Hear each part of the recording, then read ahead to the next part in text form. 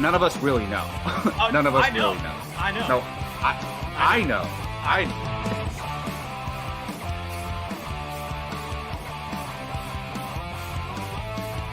Perfect timing, Keith. Keith, what's up? Your favorite movie of all time. F9. Oh, good.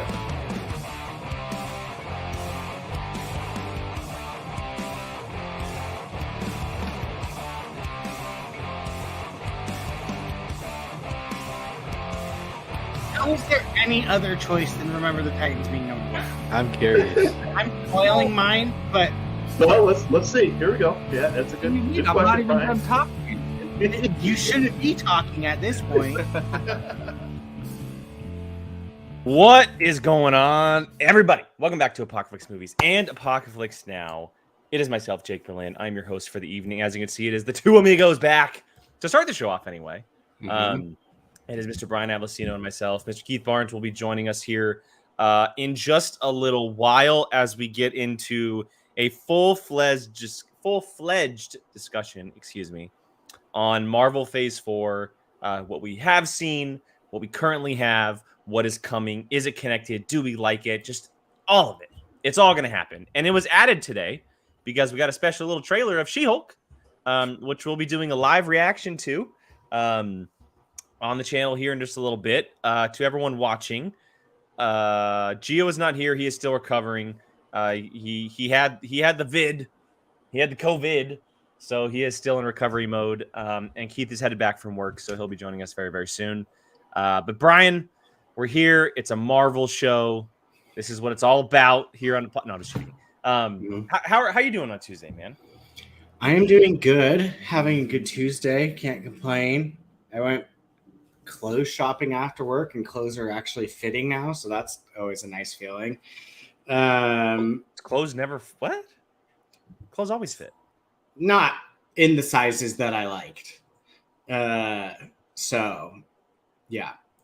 Don't be hard on yourself. No, I'm in the past, like that it was the worst, right? I was like I was ecstatic walking out, basically like look at the size that I am now, just like to everyone. Got it. No. It was great. I love it. So yeah, Costco. Cheap crap too. Kirkland's great, man. They got some good stuff. I've never heard of the brands, but can't complain. You never heard of Kirkland? No. It wasn't a Kirkland brand. It was like Got it. some like knockoff name of like Tommy Bahama? It's not Tommy Bahama. It's like I don't know, like knockoff, like Tommy Caribbean, like so, like something like that. But yeah, I'm very excited because we are literally a week away from Celebration. Yeah, we're tomorrow. Tomorrow next week. That is so confusing to say. We'll be on a plane headed to Los Angeles for the big event that has been like 6 years in the making. Star Wars Celebration, which was originally supposed to be 2020, is now 2022 in Anaheim. We'll be there. As we mentioned last week, Brian and I have media badges. We're cool. We might see a little coverage from us. Maybe not a lot, but a little. Maybe some videos here and there. Probably stuff on social media for sure. And yeah, so that'll be next week. Just a heads up for everyone watching right now, there will not be a show next week on the channel, at least at this time, because we will be sitting down watching Top Gun Maverick. So, that's right. We will be watching Top Gun Maverick next Tuesday, so there won't be a show next week at this specific time. Maybe we do it on like a Monday or something. But as of right now, there is not going to be a show planned for next week for the channel, because we'll be sitting in watching Maverick take to the skies one more time. So I should see if my mom still has. Me and my buddies, we loved Top Gun, so we made our group name. We gave each other each names, and we all had shirts. I wonder if I would fit into it still. I should have her send it for this weekend. That'd be fun. Or next Tuesday, because it says Iceman across the back. It's obnoxious. Wait, did you say Iceman or Iceman? Iceman. Okay, I thought you said Iceman, and I was about to freak out. Iceman. So yeah, I completely forgot. I was thinking man. to myself, like, oh yeah, we can do it and just brag about how excited we are going Celebration the next day. But now screw that. We're gonna be watching Top Gun. Yeah, no, we're gonna be sitting down watching Top Gun. And I don't know if there will be immediate coverage on the film. You'll probably see an out of the theater reaction from us because we will be off the rest of the week with Celebration happening. That also puts the Fandalorian Club, which is coming back next week with Obi-Wan. Because of the status of Geo, obviously Jacob, who is taking some time off right now, and Keith, the Fandalorian Club might delay its regular time for the first episode until we get back to talk about it, and then it'll catch back up on itself on regular times on Fridays or whenever we're able to do it on the channel. We'll probably we'll talk about that. Dedicate all of Tuesday's show to Star Wars. I would imagine That is probably after Celebration. I'd probably say that in Top Gun to review Top Gun because we wouldn't have had a chance to review Top Gun. But yeah, I would say actually, Brian, you're right. Probably that episode of Now might be a really good time to talk about Obi-Wan. Because correct me if I'm wrong, it's the first 2 episodes. Oh, you're right. It is the first 2 episodes. Yeah, you're right. So it's going to be a lot to talk about. Plus, I'm sure there's going to be a crap ton of stuff that drops at Celebration. Plus Top Gun. Whole lot of fun. Gio, I'm not bringing up the comic because that's blasphemy. Anyway, let's go ahead. Before we get into She-Hulk, before we get into Marvel Phase 4, we have a little catching up to do with one thing we do on this channel called the Movie Watching Challenge. Last week, I challenged Brian to the absolutely glorious perfection of a film called Gone in 60 Seconds with Nick Cage. As you see there, Angelina Jolie, Robert Duvall, among many, many others. And we're here to do a little talk about it. Brian watched it. He's going to review it. Quick little thoughts here before he sends a challenge. So, Brian, take the floor. It is yours. Tell me some good things, my man. There's a lot of freaking people in this movie. Vinnie Jones? A lot of freaking people in this movie to the point where, like, I was having trouble keeping up with how many people. Delroy Lindo, which I didn't even mention. I love seeing him. Timothy Oliphant. Yeah. Yeah, and his very weird accent, if you will, like that just kind of like came and went at times. It was very what's a good word to describe it? Like joyfully chaotic. Is that can I get away with that? Like it wasn't bad. Like Hell it wasn't no, like bad. It wasn't like, oh my god, this is the greatest movie of all time. But it was like, but it was just like a whole lot of. It reminded me very much if the Italian Job and Fast and the Furious had a evil. This came out before both. I know, but I'm saying like out of movies I've seen, which would be the Italian Job and Fast and the Furious. Okay, this would be the redheaded stepchild of that movie, even though they came out first. It's very the popular redheaded stepchild. Yeah, sure. It was just so. This movie's just Brian. Like, okay, Brian. How awesome is it though? Like, it's fun. It's. I really enjoyed the plot. It's a lot of fun. Plot. I liked almost to the point where I'm like, why didn't Fast and the Furious do this? Like stealing the cars, like. That makes more sense to me than like half the other crap that they're doing. Like, I mean, I'm sure like if they did that, like people would be like, oh, this is just Gone in 60 Seconds. But at the end of the day, people were still going to be like, oh, look, that was a great Fantastic Four movie. Fantastic Four. Fast and Furious movie. The hell are you talking about? Sorry, I'm talking fast. If they did it right. And Andy's right because I'm talking about the remake, which is what I immediately go to, but there is an original. Oh, yeah, I think. I get it, Gordon. I get it. Yeah. I'm wrong. But yeah, no, it literally is a mix of the two. I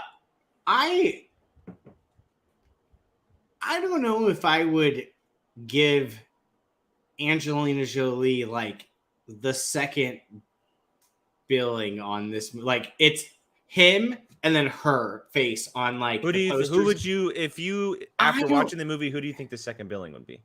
I don't know. I almost kind of would say oh my god, I'm drawing a blank on his name. Robert Duvall? No. Giovanni Ribisi? No. I want to say Dolph Lundgren, and I know that's wrong. The villain? The cop. Oh, Delroy Lindo. Yes, thank you. I almost kind of want to say him, like, because I mean, as far as screen time, yes, but I think billing goes more towards the popularity of actors. I guess, but she, to me, was so far from what I expected out of her. Like, Yeah. I expected Sphinx is just chef's kiss, I expected her to be like if he's in like every scene with him, essentially. Almost, yes, almost. Like the way I've always seen her poster is always, she's always in the poster, and all like constantly with that. I expected her to literally be like attached to him at the hip, and she really wasn't. Like, no, it's more. It's about the brothers. It's 100% about the brothers. 100%. So yeah, that honestly was probably the most shocking thing to me, because I fully expected her to just be like all over the place in it, like the next main player next to him. I feel that. I guess it's just more so them trying to probably promote and utilize her because she's such a big name in the early 2000s, you know? Oh, no, 100%. I just think it was funny to me because, like, going in, you have these complete, like, I had 100% expectation of this, of her being this, and it was not that at all, which isn't a bad thing. She's great. She's just awesome. She's awesome. The movie could have literally just been from the second they go after Eleanor to the end, and I would have been fine with it. By the way, I was just going to ask you, and before I do, because I want to bring in Keith, he just arrived. He's just as big of a Gone in 60 Seconds fan as I am. And before I ask this question, I want to bring him in.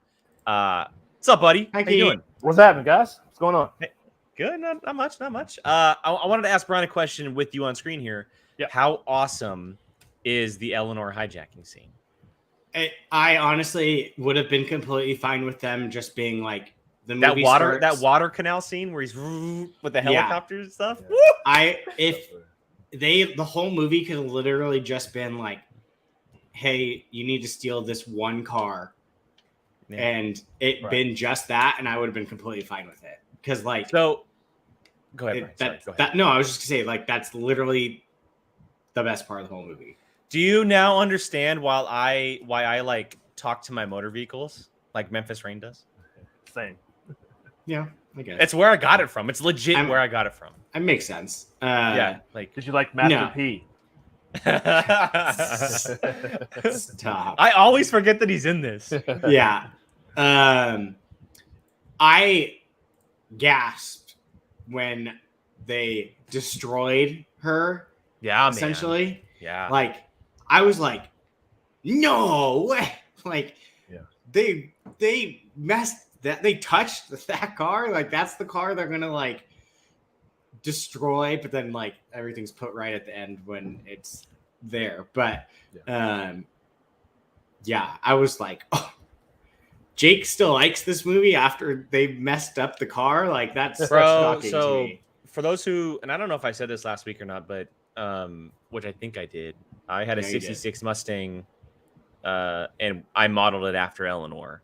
So it broke my heart every time. But like, what breaks my heart even more, actually, like that breaks my heart. But what like shatters my heart is imagining how many effing 67 GT 500 Mustangs they went through for this film. Like, those are priceless cars, and imagine how many of them they went through just for this movie. Yeah, it's funny because like there are some big Jake film no-nos, killing animals on screen, and like this would probably be number 2. Yeah, and I was 1,000%. Like, crushing Mustangs, no bueno. No, killing dogs. That's number 1. Animals, dogs specifically, is number 1, and I would say destroying a car that looks like Eleanor is right sneaking underneath it. But yeah, it was entertaining to say the least. How about like the hijinks and like the creativity of like the invisible ink and the way that they would steal these cars? Like, they're legit thieves. Like, these guys are good.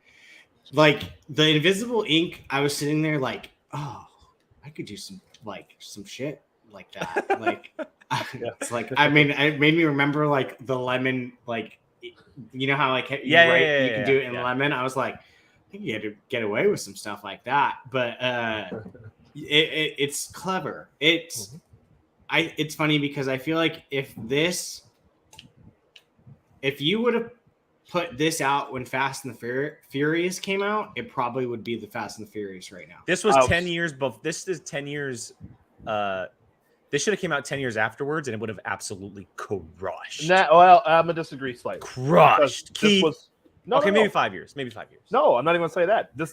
Fast and Furious should just be this, and it started off as this, and then. Well, you weren't here. I said right before you came in, the fact that Fast and the Furious hasn't stolen cars, blows my mind. Like I was sitting there going, why are they stealing stupid crap when they should just be stealing nice cars? To the car thing, yeah. Like that, it's so stupidly smart that it's like, why aren't you doing this? Like, I'm assuming they don't want to be like, oh, we don't want to copy Gone in 60 Seconds. But like at the same time, like you started out stealing DVD players. Right. It makes more sense that these car buffs are stealing cars from bad guys. Stick with the car culture. Yeah, exactly. That whole scene. It's big. So that was the one thing I left kind of going out of this. I was just like, dude, Fast and the Furious is kind of stupid, like to not have done something as simple as this. Like people that are into cars stealing cars. That's essentially the plot of the movie. Did you guys point out? I mean, this is a remake. I don't know. Jake, have you ever seen the original? I've seen the original. Yeah. I didn't. We haven't mentioned it today, but it's a remake. Yeah. Rachel Silvestrini saying that in Twitter. I was like, this isn't the There's another one. Yeah. Oh, I guess. I mean, so they brought it up in the chat, but there is a scene where Brian O'Connor and Dom meet for the first time in a couple of movies, and they are stealing cars off a train at the beginning of Fast 5. But still. But it was never a main plot of the film. I was gonna say, that wasn't the thing. They were stealing what did they call it? God or the hand of God in Fast 6. They were transporting some secret agent stuff in Too Fast, Too Furious. Right. Like they were never actually stealing cars for an entire film. Cars. Yeah. It was just like that was the one thing I walked out of it like almost just like, this is a smarter plot than half the Fast and the Furious movies. Seriously. If not, that's why it makes it better than any of them. It really is. It was funny to me. It's the best Fast and Furious movie. I've challenged Brian. I've challenged you myself between the two of us. I mean, I've challenged it to you probably 3 times for the last couple of years. Oh my god, really? Yeah. It was funny. I don't know why I was so surprised when he picked it. I was just like, afterwards, I was like, oh, duh. Well, because it never won a poll. It would never win the poll. Exactly. Yeah, it would never have won a poll. Yeah. So it was only ever going to be able to win this way. And you have the perfect guys to talk about it here. So I'm happy you enjoyed it. It's obviously not like the greatest film of all time, but it's a lot of fun. It is such a perfect guilty pleasure movie. Like it's so much fun. It brings this ridiculous I think it still holds up. But I agree. I 100% agree. I will agree with you on that because, like I said, I was sitting there going, why isn't Fast and Furious doing this? And Fast and Furious is still making new movies. Right. Yeah. So it makes sense. And I would be very curious to see have this gone against each other at the same time. Even maybe a couple of years, maybe even a year before Fast and the Furious, which one would have taken off more? So I think this was right before the first. It was 99, I think it was. I don't remember what year, 99 or 2000. This is right before the first Fast and Furious. This was in 2000, and the first Fast and Furious was, I believe, in 2001. 2001, yeah, it was right before. Okay, well, so then maybe I don't know, but I heard you talk about Angelina Jolie, and I was going to say she wasn't quite there yet as a big megastar. She was she was ascending. Yeah, but I mean, she was she was there because the early 2000s were the Lara Croft films. She was in enough movies to She was definitely a leading woman, but she wasn't how she is now. Now she's iconic. Oh, you know of what I mean? course. So it's like she wasn't quite. She was on the way. She's definitely on the way. And you're right, exactly. It was Tomb Raider, but she was still at a point where she would be in like an ensemble film like this, For sure. and she wasn't quite like the leading person yet. She was sure. That woman would be crucified had she made this movie now with her hair the way it I know. looks Right? in Yeah. that movie. That was probably the cringiest thing of the whole entire movie was her hair. And if that's the case, then so be it. You know what? But, It fits a woman named Sphinx, and I love every second of it. I mean, it's better than Cypher, in my opinion. Yeah. With the cornrows or the little bowl cut. Oh my God, she's literally just the first Cypher, essentially. That's funny. So, but yeah, that's great, man. Good. I'm happy you liked it, Brian, because it's been now a long I have time coming, finally for sure. seen it. Good. Thank God. Yeah. All right, let's get to the next part of this segment. You get to challenge someone. You have a couple options. You don't have me because I challenged you. So your options are either Keith or Gio. Who are you going with, and what are you challenging them to? Well, this man has been dodging us left and right these last couple of weeks. Not from his choice, but I thought I'd give him some to watch while he finishes getting recovered and good to come back to us probably next week. Actually, never mind. In 2 weeks week after. See Top Gun. So I'm going to be challenging Mr. Gio, who is probably still in the chat, hopefully. And you, sir, are going to be... What's a clever pun? God. Putting the lotion on the skin again. Oh my God. It's going to get the hose. And that is going to be the Silence of the Lambs. He hasn't seen that? Nope. That, I guess not. Wow. It's because I picked like 8 movies off the list, and Jake was like, he's seen that, and he just didn't pick that one. So I was like, it's going to be that one. I was actually surprised too, being friends with Jacob. Like, I would have figured that would have been something he made him watch at some point already. But yeah. Oh wait, was Angelina Jolie's name Sway? I thought it was Sphinx. Gordon says Vinnie Jones was Sphinx. I think he's right. Yeah. That's right. Okay. Yeah, that's right. Okay. Ooh, Fair enough. Thank you, Gordon. Ouch. Thank you. That's why you guys are here. That's why you guys are here. I just heard this noise and assumed it was that one. No, Silence of the Lambs. That's a good one. I was challenged to it, I believe, by Jacob a couple years ago. I was supposed to say recently. So it's making its rounds, and it's a movie that it's the infamous. I watched it 2 times back to back in a row. I sat there for 4 hours and watched it because I was so like amazed by the film. So hopefully Gio has the same response. So. Yeah, well, Brian, you remember I challenged you to. You challenged me to the Red Dragon. Yeah. Red Dragon. Yeah. So, and this is one I need to watch that I haven't yet. I don't know why. Cool. Like every movie, but for me. All right. Well, we'll get Gio's thoughts maybe next week on a separate video. If not, then the following week as we return. Let's move on to some Marvel stuff. And before we get into the whole Phase 4 discussion, we're going to do a quick live reaction to the She-Hulk trailer that dropped. Keith, I'm sure you probably haven't seen this. No, I didn't know. It came out. So we're gonna do a live reaction right here.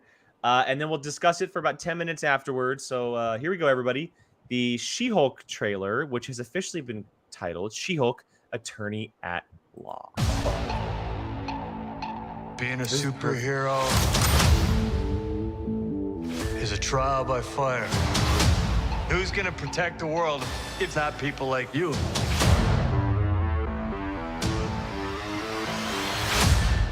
That suit's gonna be so fire. I'm Jennifer Walters. I'm a lawyer. I have great friends. Can we get some shots, please? It's an emergency. A demanding job. We just started a superhuman law division, and I want you to be the face of it. Oh! And a frustrating family. Cause we didn't ask for this, but you still gotta deal with it. Your transformations are triggered by anger and fear. Those are like the baseline of any woman just existing. Oh. Kind of feels like if I don't transform, I'm gonna die. Yes. No. I just want to be a normal, anonymous lawyer. Can you tell us where She-Hulk is? Jen, you're a story now. Girl, your ass looks crazy right now. You could be an Avenger. Oh, I'm not a superhero. What? That is for billionaires and narcissists and adult That's orphans so for dope. some reason. Superhero landing. Oh. Oh, I Titanium.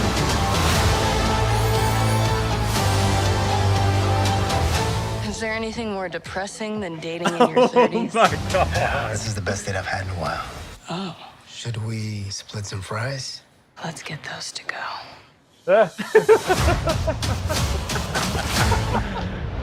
That's great. That's hilarious. Well, I mean, I'm impressed. I'll be honest. Like, I said it. I've been saying it for a while. It's the one series that I've been looking forward to when they were all initially announced. You say that about every one of No, them. I think She-Hulk is the one. He said that about Hawkeye. Did he not, Keith? Yeah, you might have. I don't know. I don't know if I said that about Hawkeye. Maybe, but this series, I love Jennifer Walters. I think she is a fantastic character. Fourth wall breaker. It's a comedy. It's like an action comedy from what they're saying. And I also love Tatiana Maslany. I think she is so great. What is the main show she's from again? Orphan Russian? Black. Oh. Orphan Black. Yeah. Where she plays a couple different personalities in there, which is why people have been super, super excited about her playing this character. She plays like 3 or 4 different versions of herself in that show. But I mean, I think it looks great. Bruce Banner, we saw Tim Roth. Yeah. We saw, Abomination show up, obviously the version from Shang-Chi. And Rachel is right. Yes, Rachel, we did see Adrian Chase in there from Arrow, the actor from Arrow who is in there as well. So I've been on board, but now seeing it, I'm fully on board. So you guys can take this one. I know I saw Twitter being freaking out over, including people we know, that she looks like crap in CGI. It's like, hello, it's May. Yeah. June, July. CGI's always worked on. I don't know why people are freaking out about it. It's fine. It's fine. Yeah, exactly. So, but I'm excited. I have no problem admitting I don't know too much about She-Hulk. She is on the newer end to me, other than outside of probably what Keith, honestly, I feel like you've told me. So I'm excited. I'm curious. I'm excited to see Titania, honestly, probably. And Frog. More. Frog. Look up Frog. There was a Frog appearance in the trailer. Look up Frog. That's all I'm going to say. Like Frog? Like no, just Thor Frog. Just look up Frog. Oh. I don't know if they're. It didn't look like this. I mean, this is a short trailer, but it doesn't seem like they're doing the fourth wall break. I don't think we've seen it yet. I do think we'll see it though. If she, I don't know. I hope so. Because the reason why is because for comic people. I'm sorry. Where the hell was that frog? Hold on, I'll find it. For people who don't know, She-Hulk was the very first Marvel character ever to break the fourth wall. Yeah. She did it in the 60s before Deadpool. And I think that's exactly what they're going to do in the MCU. Deadpool's obviously already done it in his film, but I think they're going to have She-Hulk do it first in the universe. And then Deadpool's going to come in and it's already going to be a thing. Yeah. Yeah, she was doing it about 10, 12 years before Deadpool. Yeah, I do think that she'll end up breaking the fourth wall in this film. Because also, and this is just me knowing the actress, but when you have Tatiana Maslany playing the character, she can do that extremely well. She's won multiple Emmys. The show she was on was incredibly highly regarded. It's the fact that she's playing this character is like bonkers. Yeah. Frogman. Interesting. I did not catch that at all. I'm trying to find it. That is so funny to me. Oh my god. I'm wondering too with Here, real quick. Okay. So there's one of the villains. Yeah. That's Titania. Watch. Okay. Jesus, so this it was right so before. fast. It was right before. Hold on. There we go. Right there. Oh. Hold on. I'll play. It's really quick. Ah, Yeah. Dude, Titania looks so good. I'm so excited. She looks awesome. I love her. I forget her name. Off the top of my head, she hosted this game show that I used to watch. With the Practical Jokers. But she's so funny. I can't wait. I feel like it's just gonna be chaos, but like in the best way possible. Well, the cool thing about her is, and we know this obviously, is that she's a lawyer, but specifically a superhero lawyer. And we saw it in the trailer, right? A superhuman law is what has just gone into effect in the MCU world. The only kicker is, unlike comics, most people in the Marvel Cinematic Universe, they don't wear masks. They're out there. People know that Steve Rogers is Captain America, that Natasha Romanoff is Black Widow, that Wanda is Scarlet Witch, Tony Stark is Iron Man, etc.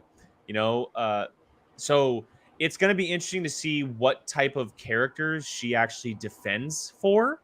I'm extremely excited to see the possibility of new characters showing up. And of course, the obvious fact is that she could possibly be going up against one Matthew Murdock, which I will lose my mind over. Thank you, Andy. Jamila Jamil. That was driving me nuts. Oh, Tahani from The Good Place. Yes. She's the bad guy. Oh, I didn't know that. What? Titania. Yeah. From Secret Wars. Cool. Yeah, all right. Excellent.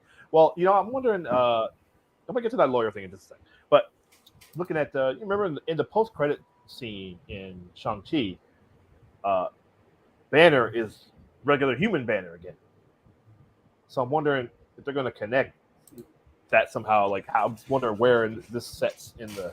Well, it looks like... and he still has his arm in the sling from... Yeah, well, it looks like when you kind of do a deep dive of the trailer that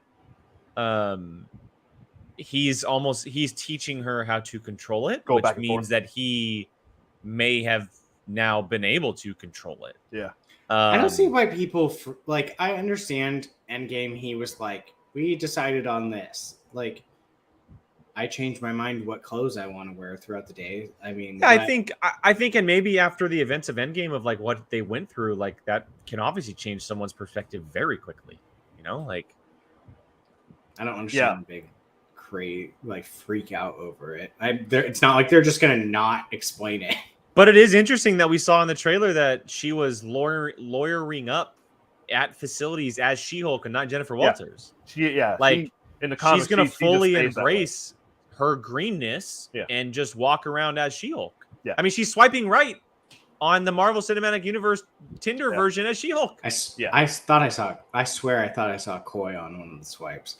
But what a cameo that'd be. That'd be great. I am very intrigued of that prison that they showed. If that was the prison, it's almost like a new version of the Raft, right? And so that caught my eye because if you go back and watch the Shang-Chi anyway, when Wong and Abomination go back, the prison he's in is the exact prison, which means we'll probably see Wong in this show. Yeah. I don't know if he was been confirmed or anything, but we probably see him pop up because why is he dealing with Abomination? Like, what are they doing? And now, how does that connect to her? A lot of intriguing elements. I mean, I'm all in. I'm super excited. Very interesting character. A character that could mean a lot of cool things going forward for the MCU. I mean, she's pretty popular. So I feel like this one's going to probably be a knock out of the park. And we also have to keep in mind that in a way, it's kind of an action comedy. So it's very much the first of its kind outside of something like Guardians and Ant-Man, Yeah. So that's good. Yeah. Hawkeye kind of turned out to be a little more. A little bit. It was definitely more fun, lighthearted. Yeah. But this one could legit be like full on, rush hour. Maybe like a Thor Ragnarok, right? Where it had a lot of comedy bits. Yeah. Let's bring up I think it'll end up.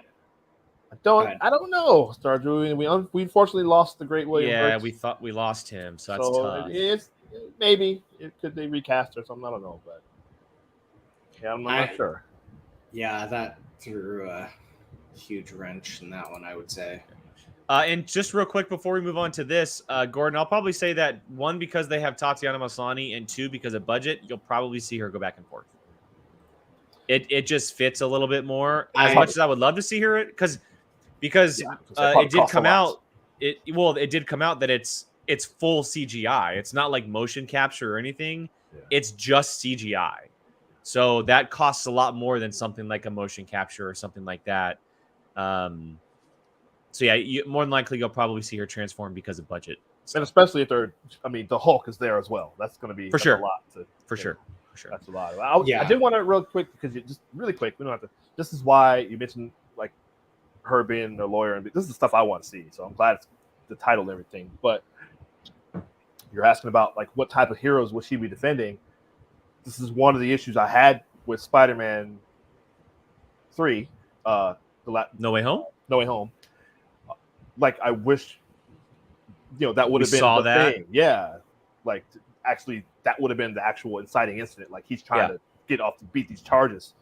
It would have been cool to see some Marvel lawyering, whether it's Matt Murdock or her. No big deal. I mean, clearly it worked for Peter, so Yeah, that's exactly. Cool. I mean, she literally is a superhero lawyer in the right. comics. Yeah, that like her job. Well, I think that's probably going to be the focus. It seems. I mean, even at the title, obviously, it seems like it's going to be a courtroom comedy. Essentially, is how you can describe it, which is super cool. Yeah, I mean, it's not a perfect world. Lawyers don't represent innocent people every time. So hence you're gonna get, she maybe even will be like, have to be like a pro bono type lawyer where it's just, this is your person. Here you go. Like they need a lawyer. You're a superhero lawyer. Here's the Abomination. Here's a bad guy. So, I mean, yeah, it makes sense. She ain't going to be helping heroes every time. Well, there was a story where Tony Stark gave her some kind of serum that she couldn't change into She-Hulk anymore.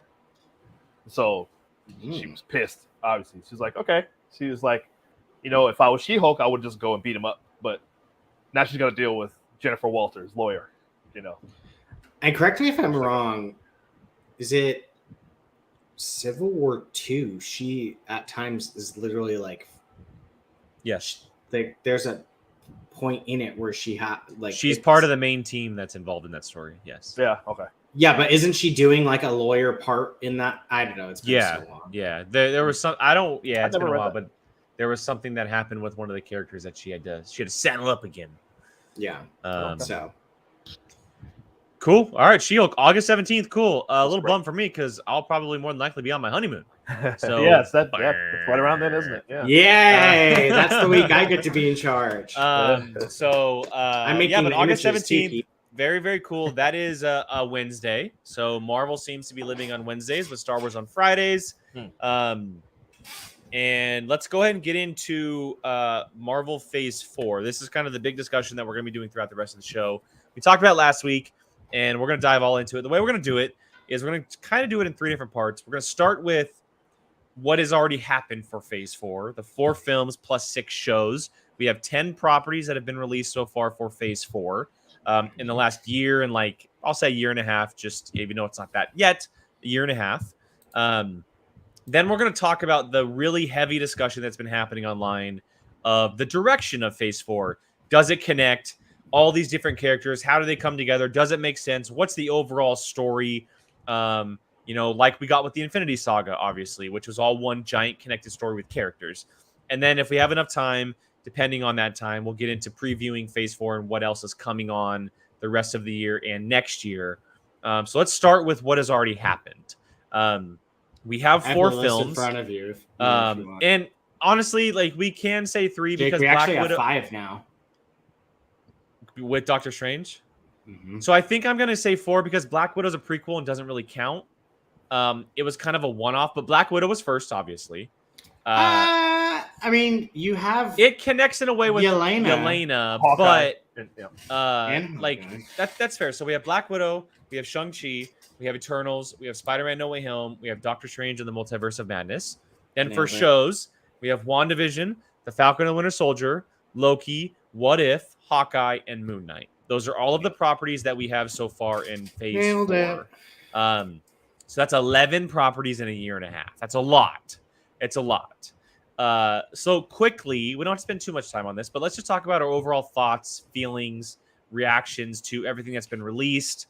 The uniqueness to it all, because it's all been extremely different from each other. You have something like Shang-Chi, which is the first of its kind in the MCU. And then you go to something like the Multiverse of Madness, which is absolutely chaotic and full of this craziness of the Doctor Strange world, compared to something like Hawkeye, which is a Christmas comedy, right? Or WandaVision, or Moon Knight. Stuff like there's so much different stuff going on right now in Phase 4. Keith, I'm gonna start with you, man. Just kind of thoughts on overall Phase 4 so far. Maybe a favorite, maybe a least favorite, something that you would have liked to have seen so far. What do you got? I do want to point out, last week, went back and watched, we didn't talk about Wong at all in our review. I know. Wong He was awesome. Great. He's fantastic. I'm was so a happy. cliff. I'm so happy he didn't die like Brian was predicting for a year. He and a made half. it through, yeah. He's a fan favorite character, man. People honestly, and real quick, I'm just gonna put this out there because I texted this to Brian the other night. I just put this out there. I'm just putting this out there. Keith, what if the Illuminati has already started in the 616? Think of the Shang-Chi post-credit scene. Who's the Sorcerer Supreme? Wong. Yeah. Who's the smartest man alive right now? Bruce Banner. Captain Marvel. Captain Marvel's there. Just thinking, Yeah. what if it's already a thing? Okoye. Anyway, continue. Okoye, I mean, that's another one, yeah. just saying. Yeah. Just Rocket. saying. Because we don't know. I'm still wondering, and this kind of sort of will connect to what we're talking about here. Like that post-credit scene in Shang-Chi is just like what was that? They're worried about the rings. They're saying they're connected to something that we don't, and then they get some kind of signal or some kind of distress signal. They're like, what is that? What's coming? What's out there? So even Captain Marvel didn't know. She's like, I don't know what this is. So yeah, who knows? But I think Shang-Chi is probably, of the movies, probably my favorite thing so far. Over Spider-Man. I think so. Slightly. Okay. Slightly. I'm reversed, but Shang-Chi is a very close second. Yeah. Very close I second. might be with you. Yeah. I love. I have Spider-Man. to watch Shang-Chi again to really get a feel. You know? Yeah, I really, God, I just really enjoyed that. I think it's, and like you said, it's so different. I love martial arts, so I love all that, and I would give it a slight edge over Spider-Man. I mentioned Spider-Man as much. I love it, but just I'm holding on to Homecoming. I think that's my favorite of the Spider-Man movies. But yeah, Shang-Chi. What else did we have? What you mentioned, I like Black Widow. It's still just like you said. As we said, it probably as a prequel. I love Black Widow. I think I'm the only one that likes it the most, or likes it like a lot here. Yeah. I enjoyed it. Still, it's really good. But I think you look at. I mean, we got the character. It's a post-credit scene, but with Val played by Elaine. I can never. Julia Drew. Yeah. I keep just. Are you gonna say Mary Elizabeth Winstead? Maybe. I wish she was in the MCU. She's in Star Wars. Anyway. Yeah, that's right. Yes, she is. But yeah, so we're getting whatever she's setting up. People think it's Thunderbolts. She appears in Hawkeye. I don't know what it is now. I think it's doing something, but or Dark Avengers. Yeah, it's one or the other. It really is one or the other. Yeah. But yeah. Listen. There's a lot of stuff. What's his name? John Walker. Yeah. I almost said John Carter. Between that and another universe, Young Avengers, or both. Like if we can get Young Avengers versus Thunderbolts type of situation. I mean, Young Avengers seems to be a lot on the mind. There's almost been a Young Avenger in almost every single property that's been released. Right. Like we got America Chavez in Strange, right? Everything with WandaVision with the kids, Falcon and Winter Soldier, Hawkeye. Kate Bishop. There's been Young Avengers everywhere. So Elijah Bradley in Falcon. Yeah, the Falcon and Winter Soldier. Yeah. They literally announced hey, by the way, in the future, oh, Miss Marvel. Duh. What's her face is playing Stature. Oh, Catherine Newton. I love her for Ant-Man and the Wasp: Quantumania. Yeah. She's playing the older version of Paul Rudd's daughter. Yeah. Okay. Yeah. Cool. I didn't know that. Well, there you go. So, yeah, I don't know when we'll get that, but it seems to be the direction they're going. You know, Shuri's probably going to be. Someone just mentioned Shuri. Gordon, mentioned Shuri. But she might be in there, maybe, depending on the actress there. I think they're loosening up on that stuff. But it's fascinating. You know, I'm less. I mentioned it last week during our review. Just all the weird things that they're setting up. These weird kind of like massive events. Like I mentioned, the timeline splitting in Loki, and that other timeline in What If that happened, where the one universe that had the two timelines that split. I forgot that at the end of that, that one Doctor Strange had to contain that universe with the Ultron and Killmonger fighting each other or whatever is happening there. So maybe they're still fighting each other for eternity. Right. So maybe that's put aside for now. Did you guys see? There was, and I saw this online, but there was no Vision in the 838 universe because the Ultron bots worked. So Wanda was happy and married someone else and had kids. And exactly right. I thought about Vision was never created. There was no Vision. I think our Vision is the only one. Our Vision, it seems like, might be the only one. Yeah. Yeah. At the moment, anyway. You're right. Keith, I got a question though, man, because like, there's been so much different stuff going on. And Brian, this can lead to you once he's done, because I will ask you the same question. Have you liked? Because it really was a complete restart, right? After Endgame, because it was the conclusion of the Infinity Saga. Right. Obviously, the characters transfer over. You know, the Doctor Stranges, the Scarlet Witches, the Falcons, the Buckies, etc. Have you liked the way that this new era of Marvel has kind of started, with it kind of, in a way, really being all over the map? Yeah. Not saying they're not connecting, because in my opinion, I think they really are. But have you liked the way it's kind of started with all of these shows and movies really being across the globe in different aspects of the world with so many different characters? Has it been appealing? Are you a little worried? What have you thought about Phase 4 so far? They've earned any benefit of the doubt for me at all. So they've done so well with everything so far. But overall, whatever direction they're going in, I trust in them. I trust in Kevin Feige. Feige, we trust. That's what everybody always says. So I have enjoyed the stuff that we've gotten, because it's been so different. I know everyone talks about this Marvel formula that everybody, which there is probably to a degree, but I don't think it's as formulaic as people. Because every bit of storytelling is formulaic at one way or another. But I think the overall arc has been. I think it's just been very well done. The first three phases, like you said, it was the Infinity Saga. It was more clearly laid out. We didn't really get any mention of that. I think what was Thor: The Dark Worlds. I think it's the first time they actually mentioned, this is an Infinity Stone. So yeah, we didn't know until that film that we didn't know the cube was a stone or any of that. Or that other the other thing. That was the ether. The ether, yeah. Right. And then the Guardians of the Galaxy and everything going forward. So that's when it all kind of started to fall into place. Something similar is going to happen, especially I think from going forward in this phase. Whether it will start with, I think Thor is the next thing, right? As far as movies, right? I think Thor is the next July. movie. Yep. Yeah, I think it'll start coming together there. And then it'll go from there. It'll finish. I think it'll be a satisfying finish to this phase, and everybody will get what they want. So Brian, I want to go to you, but this is like my thoughts almost summed up, and it's weird because Tim, and I mean, like, too. When do I ever agree with Tim? Tim, I'm just busting you a little bit.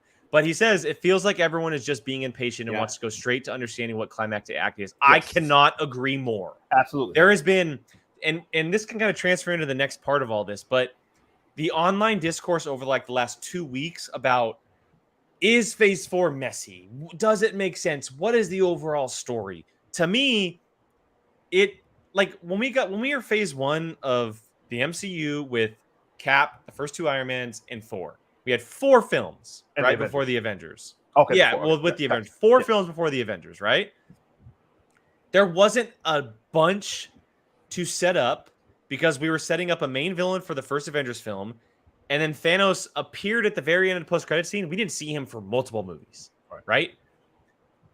There was less characters to set up in that because the story is much more contained to whereas now, them going into the multiverse, there's going to be a lot more happening. And you really have to bring in all these new characters to replace the characters we've lost. The only 2 characters, or I guess we have 3 of the 6 still in the universe, but in a way, those 3 are still, almost like transferring out slowly. Sure. Like Bruce Banner and Clint Barton are kind of on their way out. I think Thor could last a very long time. It really does feel like everyone is jumping the gun so quickly because phase 1 came together so quick, but it was only 4 films for the first Avengers film. Like, it's a complete restart. Like, you got to give it a little time to really blend into itself. Well, you know what else too? And Brian, I'll just real quick. I think because we knew we're getting this, it's the Avengers. We had Cap, we had Iron Man. We don't really have the team yet here in this phase. We don't know who the team's going to be. We don't know. Especially going to be multiple. Especially now that they just introduced a version of the Illuminati. The Illuminati. We don't know if it's going to be them. We don't know if it's going to be Fantastic Four. We don't know if it's going to be a new Avengers, young Avengers. We don't know. Do you know how many teams are actually potentially coming? New Avengers, Dark Avengers, Illuminati, Fantastic Four, and X-Men. 5 different teams could possibly be Midnight Suns. Midnight Suns. 6 possibly Marvel teams. And to be honest, show up. I would count mutants as well as one of them. Well, I said the X-Men. Oh, did you? Okay. Yeah. You said it so goddamn fast. Sorry. But and even a new version of Guardians of the Galaxy, which we probably Guardians of the Galaxy 7 teams. So you're right. I think that's part of it is that we don't have a team that we're like, okay, this is who we're following. But they could be they're setting all that up. Clearly, we don't know which one it's going to be.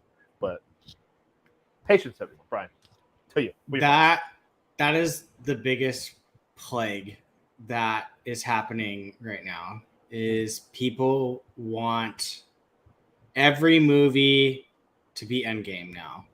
Shut it, Sean. Yeah.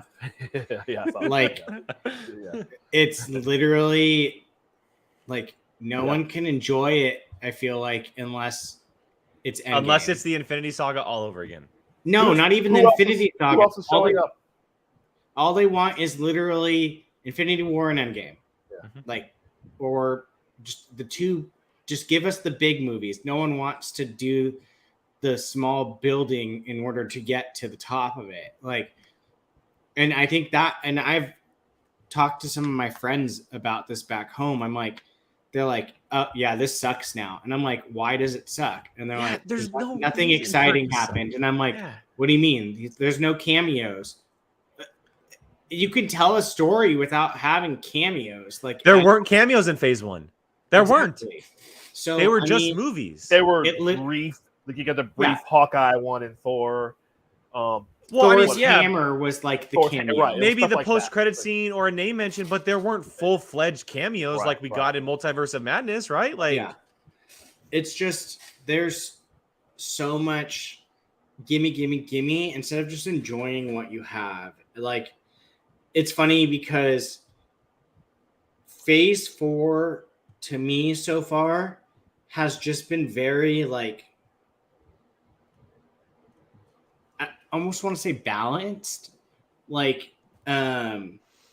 have a really hard time picking what's the best because I all kind of feel like it's in the same playing field. For me, especially the movies, the only one that I'm just is Black Widow, which it's not a bad movie or anything. I just have a lot of issues with it. It just came out 10 years too late. True. Or 5 because Civil War technically. And it repeats a lot of stuff from. This is my biggest hate of it. So again, if we saw it 5 years earlier, we might feel very different. Yeah, absolutely. So it's just, but it's funny because Shang-Chi and Spider-Man are just like these, to me, like phenomenal movies. They're just incredible. But then I have Eternals, which I love dearly. Like the comics, not the movie. I forgot about the Eternals. No, the movie. Eternals is another what? one, by the way. That scene. Did you change your tune on Eternals? I have watched that one probably more than anything that's come out in Phase 4. Interesting. The more and more I've watched it, I fall in love with it. My biggest gripe coming out of it, spoiler alert, if you haven't watched it, was the Icarus being the bad guy. Just because I love Richard Madden. You're one of those comic people that just can't stand when they change things. No. I just wanted Richard I'm just Madden giving to you come crap. back. I'm just giving you crap. No, well, no, by it was all such means. a quick. Like, it was. I agree. I agree. Honestly, I think for me, it was just coming out of it. He was probably like the person I looked forward to the most coming into the MCU. And this movie is a property that like I'm super excited about. Oh, by the way, he's the bad guy. We're killing this guy off in the first one. He ain't dead. Fingers crossed. But like, I think that once I like got over that and just like looked at it, which literally happened after like the second time I watched it, it's such a good movie. Like I love it. By all means, it is not the same as Spider-Man No Way Home. That movie is just a fangasm of Spider-Man. Like that is the pinnacle of everything we've had Spider-Man so far. You got decades of love for this character in one movie. Shang-Chi is a masterpiece unlike any other MCU movie, and it could honestly stand alone as its own movie, and you could show it and people probably wouldn't know it's connected to the MCU if like you showed it to like my mom. Yeah, if you took out any Marvel references in that movie, it wouldn't change the film, and it would just be it would be a sick ass kung fu action. Exactly. Film. And then you have just this Eternals movie that is just so vastly different, and just it blows my mind. Like that, I adore. I literally have been like falling asleep to that movie. And then Doctor Strange, which is literally just this bat out of hell. Like it's a horror film. It's a horror film. It's literally the MCU's The Last Jedi right now. And it's just dividing people. But we should be like embracing the dividing, because it's like it's something. And we haven't even different. talked about the shows. WandaVision compared to Moon Knight. Hawkeye compared to What If, or Hawkeye compared to Loki. Like Loki, and they just said today that Loki is the highest watched Disney Plus show, not Marvel show, but Disney Plus show. Jake, it's perfect. So I was literally just about to ask you guys what your favorite was. I've watched Loki start to finish twice. I love Loki. So my favorite of the shows. Go ahead. Oh, I was just gonna say Loki's my favorite of the shows by far. I want to rewatch it more after Multiverse of Madness. Because of the whole multiverse stuff. I feel like now with like a slight more grasp on the idea of the multiverse from that film, Loki will come together a little bit better for me. And I'm 100% going to watch it before Quantumania comes out next year. I'll rewatch it before that for sure. As far as my favorite show, I mean, that's tough. I mean, you guys know how much I do. I love Hawkeye. I really, really do love Hawkeye. I thought Hawkeye was really fun. It's connected in a lot of ways, but it's also a very ground level event type of story that may not connect to the multiversal stuff, which is fine. That's totally fine. As far as something that may connect to the overall stuff, I mean, I think I would say Loki. Just because as far as connection to the films, because it out of all of the shows, it has the biggest impact on what we're watching as far as movies go. I'm still sitting on Moon Knight as where it is as a ranking. I really do want to start rewatching WandaVision after Multiverse of Madness because I want to see Wanda in that. And Brian, is that your number one?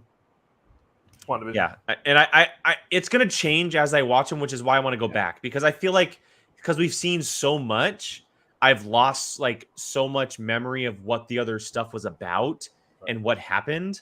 Because they were shows and there's episodes on episodes on episodes rather than a movie, which I can remember very well, but I can't specifically remember what happened in episode 5 of WandaVision like I can remember what happened in Eternals, right? Because there's 9 episodes of WandaVision compared to 1 Eternals film. Real quick, though, before we continue, I wanted to bring up a couple of comments from RD that make a lot of sense in what we're talking about. He said, I just feel like there's a lot of people who can't view phases as they were on release, and it shows. And he follows it up by saying, like Phase 1, barely connects to Thanos apart from the post-credit scene, which he was in. And he's right. Exactly. I think we got lucky with the appearance of He Who Remains in Loki because that opened the doors of like, oh, they're going Kang. We saw Thanos at the end of Avengers, and then we didn't see him until Guardians 2, I believe. The first one. It was the first one, Guardians 1. So we're already off to a hotter start than we were in the Infinity Saga because we saw He Who Remains in Loki, and then we're going to see Kang in Ant-Man and the Wasp next year. Like, that's already kind of a quicker start. And to answer that question about, like, is it all connected? They're clearly going to one thing and one thing only. Secret Wars. Like, that is where this story is ultimately headed, is Secret Wars. Now, I would say for the movies. Okay, yeah, that's fair because not all the characters from the shows are going to connect. You're right. Not Moon Knight will connect. Kate Bishop won't connect. You're right. So as far as the movie storyline, with maybe a little bit of the characters coming into it from the TV shows, there's a couple that could probably pop in and appear. It is clearly going to Secret Wars and multiversal cataclysmic events, incursions, dark dimensions, that type of stuff. And if you don't think that after Multiverse of Madness, you're clearly not paying attention to Phase 4. Yeah. I'm literally reading through like anything Secret War related right now just because it's just so vast. I mean, I think for me, it shows this guy is like top 10, maybe top 5 superhero for me. And his show wasn't my favorite. Mm-hmm. Like, WandaVision was my favorite. That show was just so bonkers. And it was the first one that we saw. And it's still, we have had 1, 2, 3, 4, 5 other shows since that one. And that's still my number one, with one of my favorite characters being one of those shows, played by freaking Oscar Isaac. So, I mean, it's just WandaVision to me was just an event. Like, people were freaking out about it. I think the thing that is causing the biggest rift is people don't know how to deal with the change of going from a singular line with the movies to now there's really 2 lines because of the TV shows. I would just say change in general.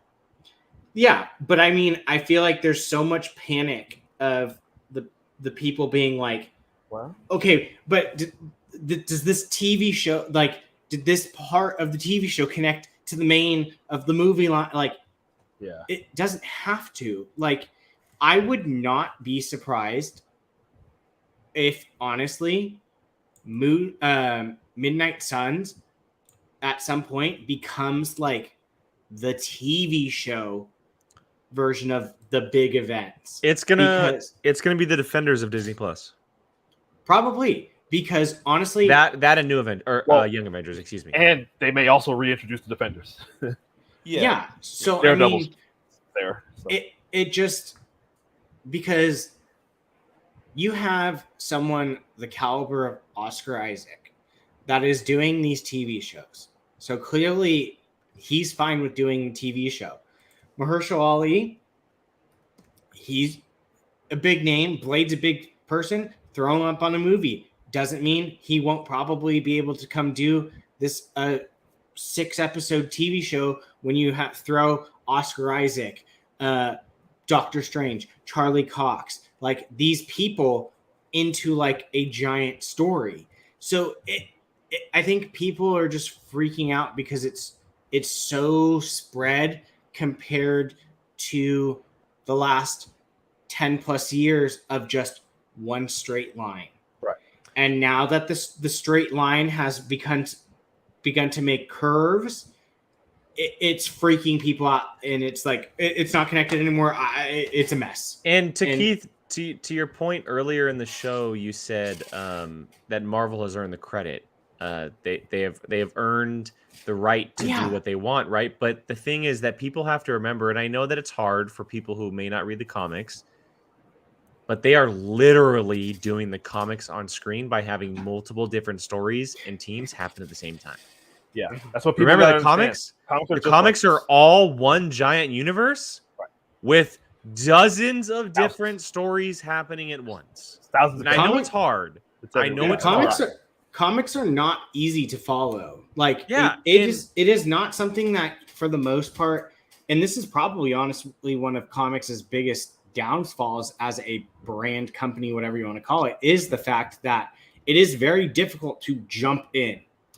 Well, that's the reason. But that's the reason why they have the big events. Like DC does it all the time. It started in the 80s with Crisis on Infinite Earths, where they restart essentially. Yeah, and they create a storyline where all the universes Crisis on Infinite Earths are being destroyed. And some characters destroying all the universes and creating one, which is essentially what Secret Wars did. And I was literally just gonna say that's where they're headed. Yes, that is exactly where they are headed with the MCU.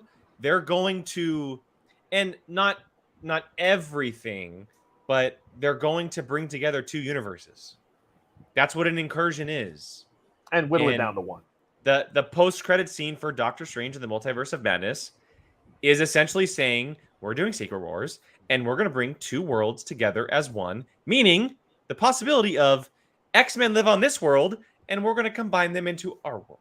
Well, because that's just my theory. Anyway. They're gonna eventually. You and I talked about that. Yeah. Keith, Brian, real quick, Keith, Brian and I talked about the incursion. Do you think that other world is where the mutants live? Probably. What do you think about the idea of mutants now being an alien that somehow get trapped on Earth, and that is the story moving forward rather than just the dormant gene? When you say aliens, do you mean aliens from another planet, or they're from another Earth? They're from another Earth. Another Earth. Because the whole thing is, we're the next stage in evolution. That's the whole thing.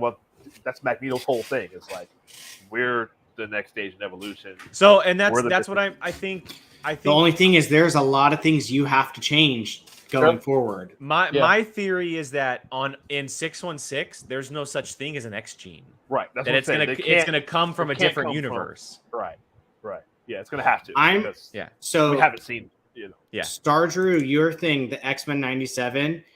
I'm very curious to see if they say that is a different world that is coming to merge with ours. And will that Professor X? Will we see that one kind of become part of the Illuminati that we just saw in? Maybe that 97 show is that Earth. I think 97 show was 838. It's 838, right? That's what it was.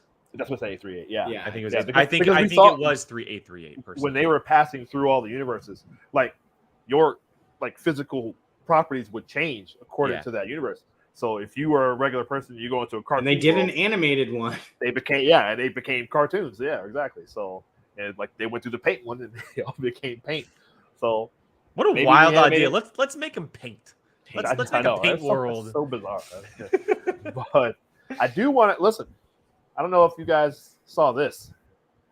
Nice, Sean. Nice, Shawnee. Listen, y'all think this MCU is confusing. Everything, everywhere, all at once is insane. Wait, have you seen it? Yeah, I went and saw it this weekend, actually. Brian, it's in the area. It's everywhere. Woof. I've been looking for it. Yeah, it's everywhere. I saw it downtown. Yeah, it's everywhere. It's been for a week or two. Yeah. That movie's crazy. So we'll have to talk about that one of these days coming up. Everybody goes to see it. But So yeah, that one's confusing. But yeah, I think that just I don't know when, but they're gonna. This all could be leading up to. I mean, eventually they're gonna reboot it all. Are they? I don't think they will, Keith. I think they're gonna go. They are gonna go for as long as they possibly can without actually ever rebooting it. I don't know. I mean, you're gonna get a new Iron Man at some point, like a new.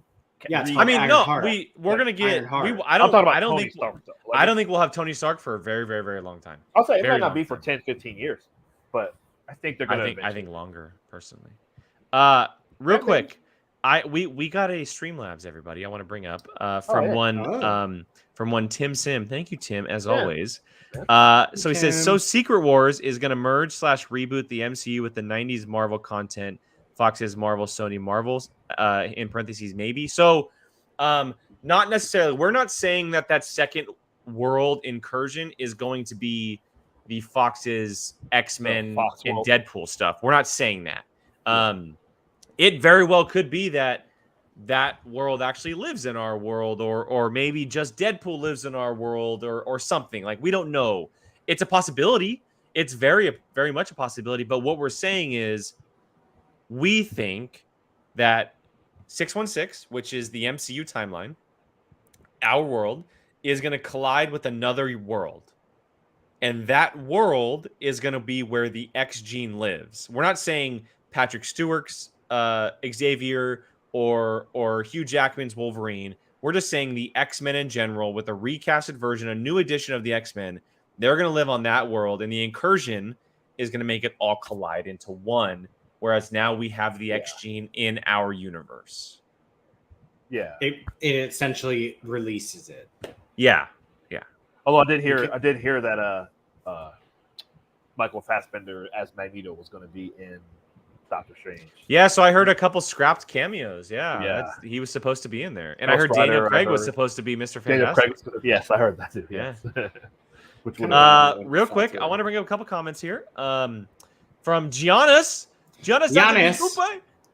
No, he says, the story is going nowhere. I really consider to stop watching MCU because it's a mess after Endgame. Ooh. Hang in there, my friend. Inconsistent in the story. Too many new characters without good characterizations. It's a big, big mess right now. Hey, everyone has their own opinion. I totally feel it.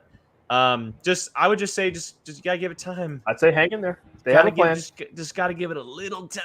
They've always had a plan. Yeah, hang in there. I mean, you could honestly, it's a complete restart. It's a complete restart. You could be being introduced so many new people because they're getting rid of all the old ones. I mean, I would not be surprised if Ant-Man is gone relatively soon. What else do you have? I'm trying to think of people that are Hawkeye. You're getting rid of him probably. Bruce Banner's probably going to be gone. I have a point that could be a good point to make. Let's not forget that the first time Tony Stark ever learned of the Infinity Stones was in Infinity War. Just keep that in mind.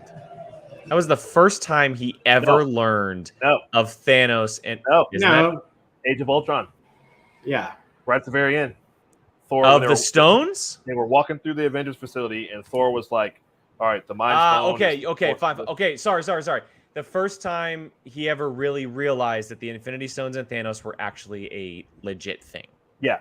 Because remember, Thor left. I guess that's what I meant. That's more so what I meant. That, like, the first time it became an actual threat was the 21st out of 22 movies? Oh, no, something? Yeah. Because remember, Thor was like, I'm going to go find out what's going on. And yes, you're right. I forget about Age of Ultron and that small connection. You are correct. But I'm just saying, like, characters didn't learn about this stuff until, like, movies down the road, and, like, they were on their own path. And, like, you just got to give it a little time. You got to give it a little time. Yeah. Yeah, it's one of the things where we are probably right along with the characters. You know, the characters, we're going to find out as they do.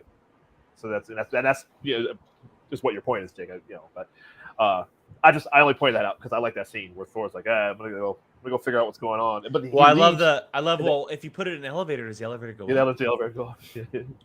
But to your point though, Thor leaves and they don't see him again until Infinity War. That's what I'm saying. Like, that's 2 years later. Yeah, you know, they probably thought they'd never see Thor again. So yeah. I mean, it all comes back to Jake. We were gonna talk about a while back. I had said we should do it as a topic. I wonder if I do it. Oh no, I kept it. So like you essentially have like these 7 things happening right now. Yeah. Cosmic, an Avengers, a multiverse, Young Avengers, supernatural crap, street level, and the hot mess of Spider-Man. Spider-Man's not a hot mess. Not a hot mess. Well, what's going on with Spider-Man though? Let's talk about that for a second. Well, we have to remember that he's not Peter Parker, so he's just Spider-Man. Well, not only, but I'm more talking about with Sony, what are we doing with Spider-Man? Well, I don't think we'll see Spider-Man for a while. I don't think we'll see him for a little bit. Tom Holland? I don't think we'll see Tom Holland as Spider-Man for a little while. I don't think there's a need to, personally. Okay, so let's just talk about the movies that are coming out. See, now here's the thing. They're trying to do something over there. Sony's not going to sit on him. That's their only cash cow right now. Unless they do another Spider-Man property in their universe. But anyway, and my dogs might bark in a second because Gabby just got home, so be prepared. Anyway, so the next projects that are really coming out, and I'll get through the TV eventually, but the films, we have Thor: Love and Thunder, we have Black Panther: Wakanda Forever, we have Ant-Man and the Wasp: Quantumania, and we have Captain Marvel, and then Guardians 3. Is Guardians 3 next year? Guardians 3 is next year, right? Yep. So those are the next 5 films for the next 2 years. Is there 4 said Captain Marvel, right? Yeah. It's Thor, Black Panther, Ant-Man, Guardians, the Marvels. Those are the official. Okay. So yeah, just those 5 films. The maybe of Fantastic Four and Blade, which so those 5 films are the next for the next 2 years, right? Spider-Man doesn't fit into any of those, right? His story at the moment is being a friendly neighborhood Spider-Man in New York, right? He's done the Avengers stuff. At the moment, there is no major Avengers threat that he needs to join. There will be. There definitely will be. But right now, I don't think we'll see him until 2024 at the earliest, personally. Which I think is okay. Well, no, I agree. It's just we got him how many times in 7 years? 3 individual films plus Infinity War, Endgame, and Civil War. 6 movies in 7 years. It's just an interesting X factor. You can see X factor maybe, because Sony was clearly trying to set up something like with Morbius and Michael Keaton, it absolutely failed. Right. So it kind of leaves the Spider-Man character, at least the Tom Holland version, in a weird place because the way he ended his movie, you're right. He could just be out of the MCU for who knows how long. But then, we're talking about I don't know if they're still doing it. What are they doing now? Spider Woman or Spider? What are they doing? No, they're doing Madam Web. Madam Web. They have Venom 3 and then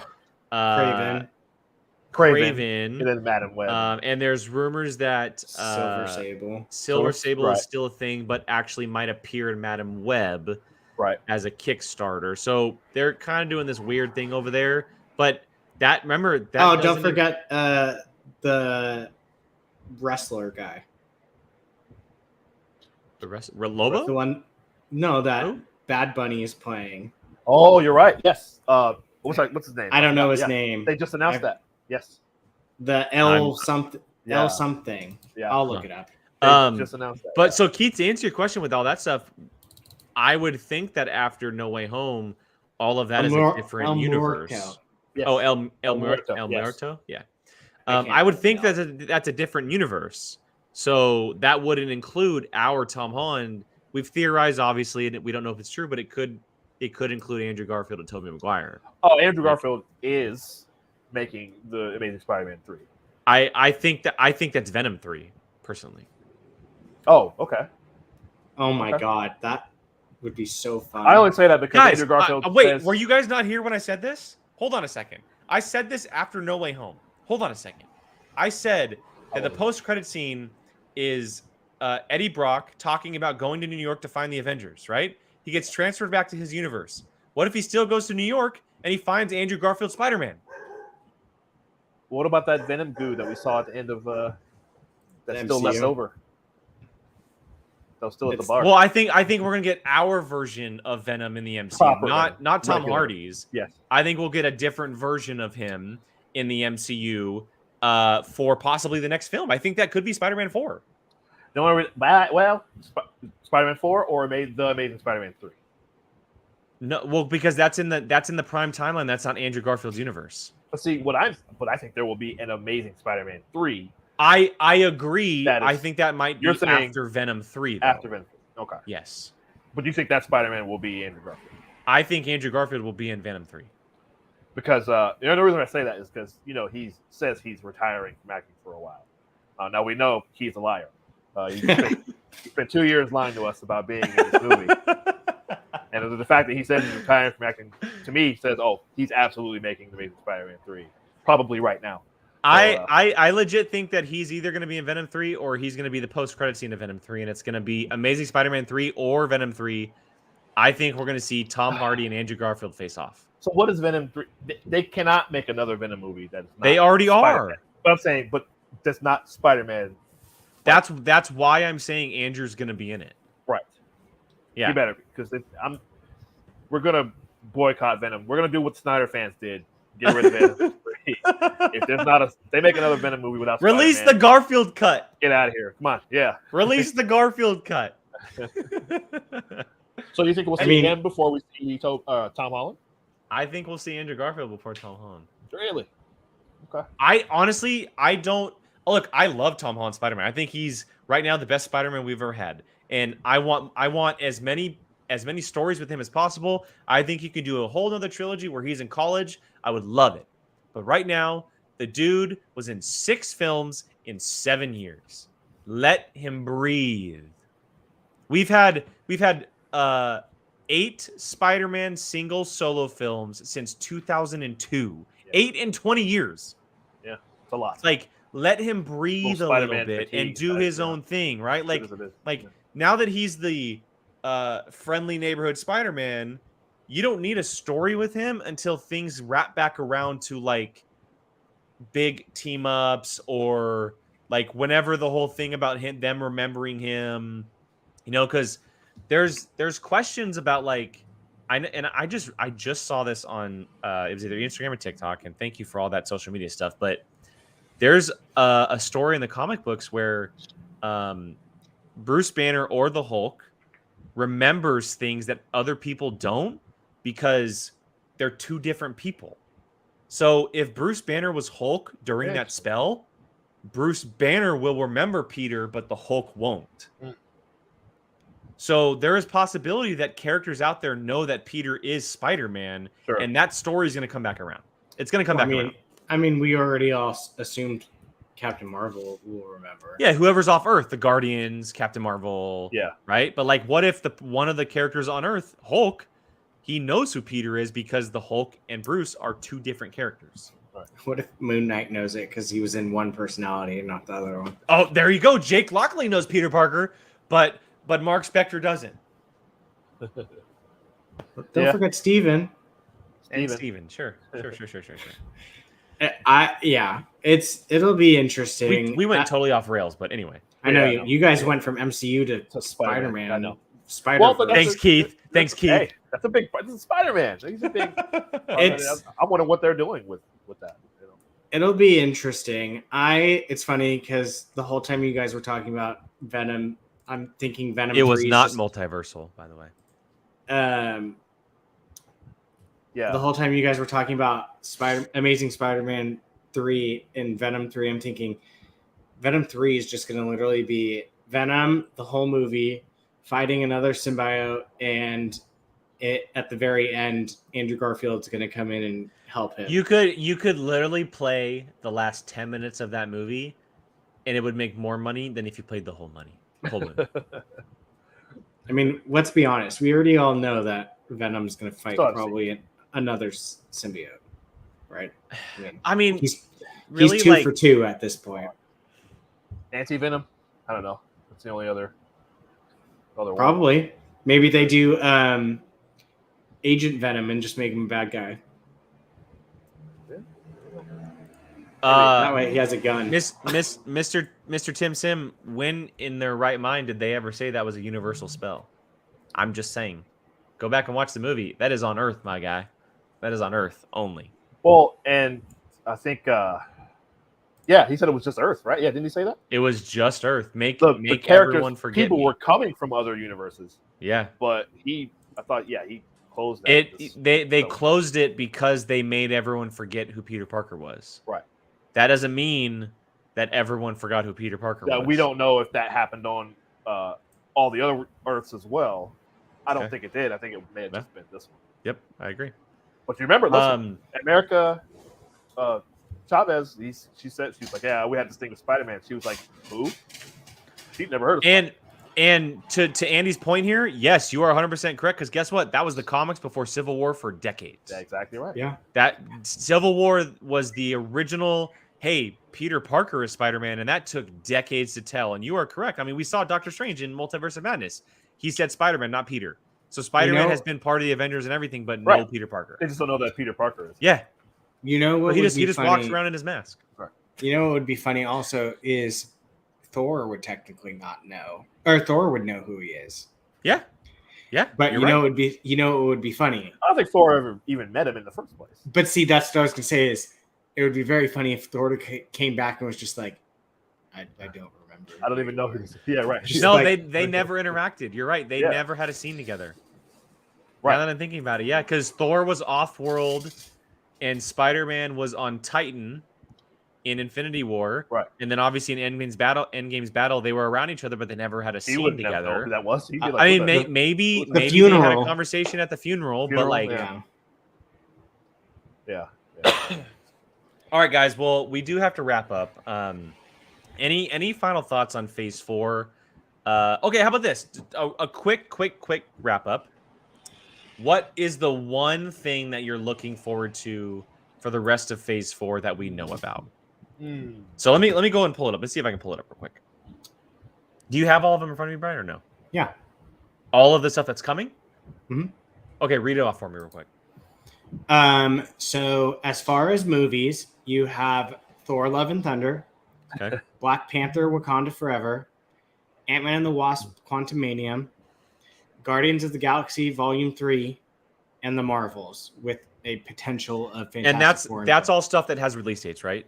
Fantastic Four. Yeah, let's keep the non-release date stuff out of it at the moment. So, and then go ahead with the shows. Okay. The shows that are currently coming up in supposed order is Miss Marvel, She-Hulk Attorney at Law, I Am Groot, Echo, and then technically Echo. That's right. So that would technically be the end of the date, but it has listed though Secret Invasion, Ironheart, Armor Wars. All part of Phase 4? But they're all TBA. So the only ones that have actuals as, hey, this is going to be 2023 would be Miss Marvel, She-Hulk, I Am Groot, and Echo. I think we'll see Secret Avengers next fall because it's currently filming. So I do think we'll probably see it at the end of next year. But let's keep again right now too. Yeah, well, they released a first image today of Echo. So Keith, go find that online. It's a really, really cool picture of her. Is there anything beyond? Sorry, I was going to say. Well, I was just going to say. Go ahead. Go ahead. No, you're good. You're good. Go ahead. Oh my God, you too. I was going to say we have close birthdays, so we're always. Is there anything beyond 23 that's actually? So there's nothing beyond that is like this is 2024. Right. That's what I was wondering. But there is stuff that we know that is for sure coming. They've announced so many properties that they have to end up in 2024. Like that's Fantastic Four is probably going to be 2024. If like not, more than not later. Yeah. I would say honestly, if I was a betting man, you are looking at next year. You would probably that is not announced. I would bet Secret Invasion and Ironheart with maybe Armor Wars. Yes, and I would say because if you're going off what's announced right now, you would only have Echo as 2023 because I Am Groot is December, and the Guardians Holiday Special in 23 as well. Correct. Yes. That's 23. I thought that was. That's 20. No, that's 23. They confirmed that it'll be next year. I will also say you'll probably see these movies in 2024. I think that's likely just because you already have so many next year. And we also Loki season 2 is going to start filming soon, so we could see that soon. But anyway, back to topic. I wanted to ask you guys, what's the one? And don't forget, Werewolf by Night is this year, or next year. I think probably it's next year. Probably next year. Okay, so the things that we have release dates for that we know are officially coming are locked in. What is the one thing you're looking forward to? Brian, I'll let you start. It's kind of sad because it's literally the next thing, but Thor. Okay. Like it's hard because like you just already know like you're gonna get good from that. So it's it's like. So I almost like don't want to count that one just because it's you're gonna get good from that movie. It's hard to pick. It really is hard to pick against it. It really is. It's I mean, just the Taika Waititi alone, like, just to get another Taika Waititi. Okay, let's do this. Let's do this. Keep Thor out of it because it's the next one. That's good. Keep Thor out of it. It is the next one. You're right. Another thing too. How about this? Pick a movie and then pick a TV show. Fine, Keith. Yes. Making it easy on yourself. Absolutely. It's funny because I kind of want to say Ant-Man and the Wasp, but Guardians of the Galaxy, I know I'm going to love, but it's going to break my heart, I feel like, that movie. I feel like Guardians of the Galaxy... Tears will be shed. Guardians of the Galaxy, I feel like, is going to destroy me. Tears will be shed. So, like... Especially when Dave Bautista already says goodbye to a character. Right. Yeah, that dude's right. So... He's already jumped out the door. He jumped out 2 years ago. He was done 2 years ago, let's be honest. I have my answers quickly, Brian, if you're waiting still. I'm actually extremely excited about Echo. Like, I am too, because Daredevil's hella showing up in that show. Because I'm not including Secret Invasion and stuff like that. I'm not going to include that either. So my for TV me, show, Echo. Oh, go ahead. My TV show is She-Hulk at the moment. And my movie, it's very, very close, but I'm going to go Ant-Man and the Wasp: Quantumania. I think that movie is going to be incredibly important. Maybe the hinged film of this entire thing that we're watching so far. I think it's going to be a Civil War level. The quantum realm, Kang. It's going to open the doors to everything that we've been watching. I think it's going to be extremely important. And also because I'm predicting, theorizing, and hoping to God that is where we officially find out who our Fantastic Four are, if they find them in the quantum realm. So, boom. That's good. Yeah. Good point. Boy, well, I don't know if you guys saw other TV next shows. Summer, Gordon. Next summer. Okay, so Gordon, thank you. I was going to say TV shows, but the movies, that is probably mine. The Marvels. Really? I think so. Between that and Ant-Man, I'm looking forward to the Marvels, man. I want to see the Rambos, whichever one. I don't know if it's going to be. Maybe it's Monica. Probably, yeah, Monica. Although it's Nia DaCosta that's doing it, right? Yes. Yeah. Yeah. Great choice. Great. Absolutely. Did any of us end up seeing Candyman 2 or whatever that movie was called? Just the remake of it. I saw it. Yeah. It's really good. It's really well done directed wise. Yeah. The story is really well done. Yeah. I was looking forward to that. I just didn't get around to seeing it. But So Keith, I'm with you on a lot of things. I'm a Captain Marvel, the character Carol Danvers from the comics, is one of my favorite Marvel characters. I love her. And I love Brie Larson.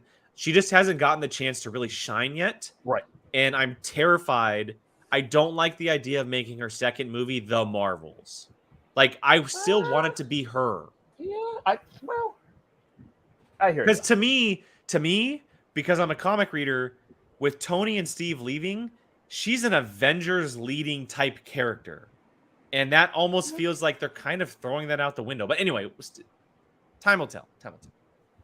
I think it could be a situation where she's... Oh, go ahead.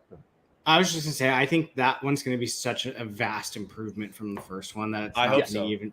I really just hope because so. I honestly, truly believe, and this hurts to say because they went to my junior college and graduated from it, I truly believe the two directors just sunk the ship of that one. I mean, they did their best. I think it was just a big thing. They weren't fit for a blockbuster. That's all. Yeah, it was super big. They went for that small little... And it was movie. Marvel's first women-led film. There were a lot of things. Coming off of Wonder Woman. They did their best. Yeah, same year, right? Was it? Or no, different year. Yeah. Yeah. But close. Yeah. But yeah, I think the Marvels. Although Gordon, brought up one here. I don't know. Did you guys see what? Oh my gosh. Ryan Coogler? No. Oh my gosh. M'Baku? No. Oh my gosh. The Air Force guy. He's the, Martin Freeman? Martin Freeman. Yeah. Jesus Christ. Yeah, Martin Freeman said about this.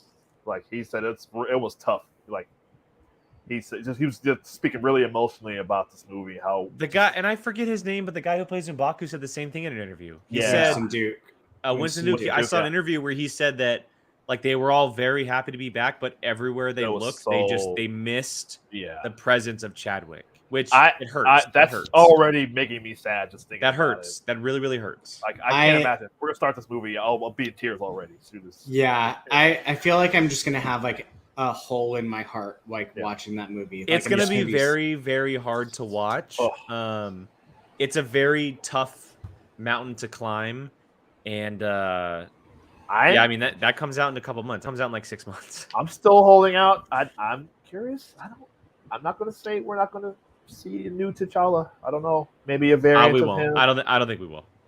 I don't know. We'll see. I honestly, in a way, almost feel like we're not going to get a new Black Panther by the end of that movie. Oh, I think we will. Like the third one will be with the idea of avatars now a thing because of Moon Knight. We're 100% getting a new Black Panther. Yeah, you're just high off of that Bast thing. Well, that's fair. I've been predicting it for a couple weeks now. I know people are already over Bast on is Twitter. 100% creating an avatar in Black Panther 2. 100%. And real quick, of the TV shows, look with Armor Wars. Looking forward to. I love Rhodey, love War Machine. Look forward to seeing Justin Doesn't Hammer. have a release date, Keith. The return of Justin Hammer. Oh, really? I thought it said it did. No. Oh, okay. It's heavily I get it. implied. Yeah, it's heavily implied. Well, that's gonna be very Winter Soldier-esque political thriller in a way. Yes, I love that. Which is super cool. You bring back Justin Hammer. Maybe get AIM in there again. That dancing fool. That dancing fool. Absolutely. I will say this, just to them. I know we're way over. With the Marvels, it is killing me that Lashana Lynch is not in it. Me too. Oh, I know. She it almost made me flashbacks angry. could She'll be in flashbacks. flashbacks. Flashbacks. I know, but like it almost made me angry seeing her in. Oh, spoiler. I'll say this. Look, remember in WandaVision, like somebody mentioned her mother, or she mentioned Captain Marvel to Monica, and she was like they've got some kind of beef. They 100% have beef because 100%. she disappeared, and it has to do with her mother. Yeah. Like her mom got sick and she wasn't there. I mean, I guess it's a bummer that we're not going to get her because, like, after the first Captain Marvel, she was great, but then we saw her in No Time to Die, and then we saw her in Multiverse of Madness, and it's She's good. Man, they could have utilized this girl so much, Love her. Yeah. But that it leaves open the possibility of her doing other things, which I think is really cool too. So, yeah. Vapion, to you with Kamala Khan, I think people are going to go into that being like, this looks childish, and then walk out going, this show was really good. Sure. I think it's going to be very Shazam-esque. Yes. Very Shazam-esque, where it's like Shazam. It's a terrible word to describe it, but kind of kiddie in a way, right? It has that like very fun. It's being there's like little comic scribbles on the screen. No, I was describing Shazam that way. I didn't want to just because I know that it's deals more with kids, lighthearted. Kind of a teeny bopper. It's a different vibe, and I think it's going to come out very much like Shazam, where people are like, "Oh, this is really cool." So, and you're 100% getting a Carol Danvers cameo in that show. All right, Geo, U.S. agents coming in Secret Invasion. That's when he's going to come next. Calling it. Oh, that makes sense. Duh. All right, everybody. That's going to wrap it up tonight. Long discussion on Marvel, almost the entire show.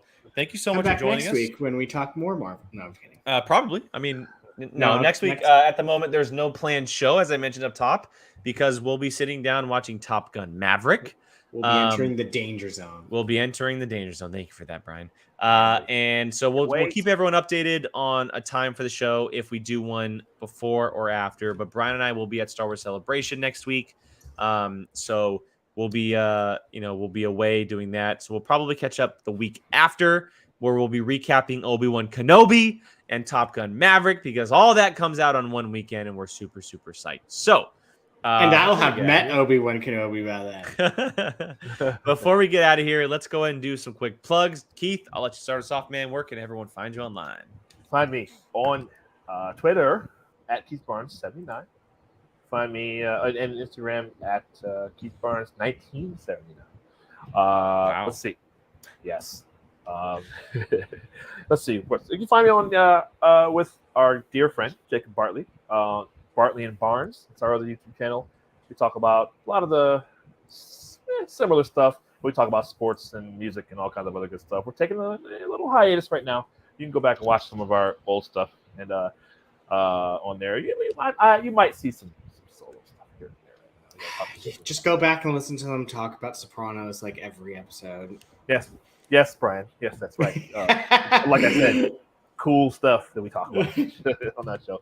And of course, here every Tuesday on Apocaflix movies. Apocaflix Now, I should say. Brian? A certain point of view, if you're into the Schmodown with Jake, we don't have fandom. We don't have Fandalorian. We don't have Rewind this week. Probably not much going on next week. Well, sorry. What? You know what? That's a good call. You just made me think. Shout out to our buddy, Gio. You can catch me every now and then on Fandom United on his show. There you go, yeah. Talking some cool stuff. Shout out to our dear friend, Gio, who is on the mend. Get better. I think that. Oh, and Twitter and Instagram, be also. Especially if you want to keep up with... That's not the right way. Nope. That us two in Star Wars Celebration. Terrible. Absolutely terrible. Yes. On Twitter and Instagram at Qui-Gon Jakes 2 wins because someone else took it before I did. Like Brian said, POV. You can see our show on Sundays at 6 o'clock Pacific, recapping everything in Movie Trivia Schmodown. There is a reaction coming out on the channel tomorrow for that channel as well. Also, the Whiskey Jedi, my own little personal show I do. I talk whiskey, I talk Star Wars. I will say, not 100% certain, but I'm hoping to have a show this Thursday as a Star Wars Celebration preview. I also have a really cool figure to unbox, everybody. Ooh. My Ahsoka the Clone Wars finally arrived, and I get to unbox this bad boy. Cool. So I'm hoping to do that Thursday evening. Make sure you check it out. We'll be talking everything Celebration while I do that. May even have a special guest on that one, so stay tuned. It's not as me. Keith. Still haven't had me either. Don't worry. Still haven't been on. Unbelievable. You know what, guys? Stop giving me my crap, okay? I don't think any of us on this channel have. Brian, you've been on it once, and Jacob and Gio have as well. Keith, no, I have not. Yes, Love you have. Whiskey. Big whiskey guy. We talked. Brian, you were on an unboxing with Jacob and I. Yes, you have been. I don't think so. Yes, you were. There is video proof of that. Mm-hmm. As Keith and Brian both said, Apocaflix Now is every Tuesday at 7 o'clock Pacific right here, recapping everything in the movie world. If you guys have topics you want us to discuss, let us know. I saw a couple in there. I'm keeping track of them. We also have next week's last week's live chat of a bunch of stuff that you guys brought up as well. So thank you all for that. Yes, Rachel, we are. I found out Gabby's never seen Top Gun. So we're going to do a reaction to it and post it before Maverick comes out. So everyone stay tuned for that. That'll be on my personal channel. And then you'll see Fandalorian Club recaps come back very, very soon as Obi-Wan Kenobi comes back. Star Wars is back. Go check out that incredible Vanity Fair article. What if I can get him to say, check out the Fandalorian Club? I would put that in our intro. You should have him say, hello there. Welcome to the Fandalorian Club. Brian, you should ask him. The amount of money I'm paying, his ass better say. You should ask him to say that. Legit. And show him our media badge. Just show him the media badge. You'll only be the 150th person to ask him to say something. Why not? Why not? All right, everybody. Hope you guys have a great rest of your evening, great rest of your week. And if we don't see you next week, have a great rest of the end of May, and we'll catch you guys next time.